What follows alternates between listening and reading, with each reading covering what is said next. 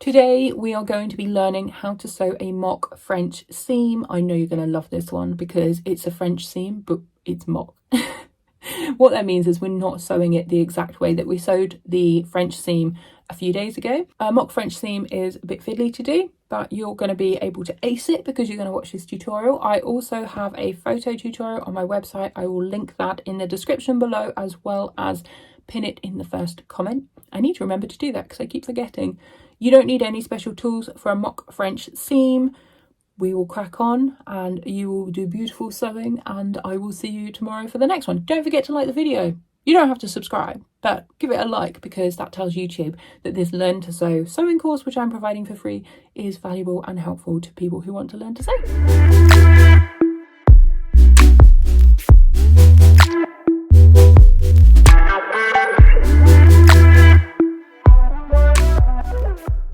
Mock French seam is a French seam. It's enclosed, but it's created in the standard way. So I've chosen two separate fabrics designs, the print designs on them, so that you can see how it's working. We're going to start by sewing them with the right sides together. With the French seam, we sew wrong sides together first. This one is right sides together. And I'm going to sew with a 1 centimeter seam allowance.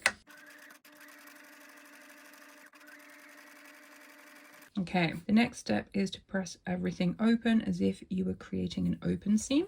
And then you're going to fold in each seam allowance. And this is really fiddly. That's why I never do the seam, I just go straight for the French seam. So you're folding it so the raw edge of your seam allowance meets the stitch line. Can you see we've got a fold happening there? And we're going to do the same on the other side. And then we're just going to make those two folded edges join each other. Like so. Can you see that? That's standing upright.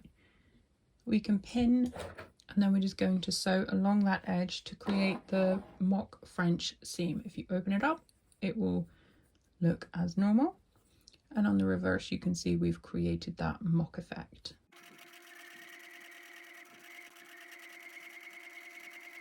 So here's that mock French seam. You can see that we have completely enclosed it, but we have a row of stitching that is visible on that seam. And here is the original actual French seam. You can see that there's no visible stitching other than the original stitch line. Can you see? This is the original stitch line on the mock. This is the original stitching on the French. Here we don't have an additional stitch line because it's enclosed. On this one we do. We have that second line. So this is the mock French seam, and that's the French seam.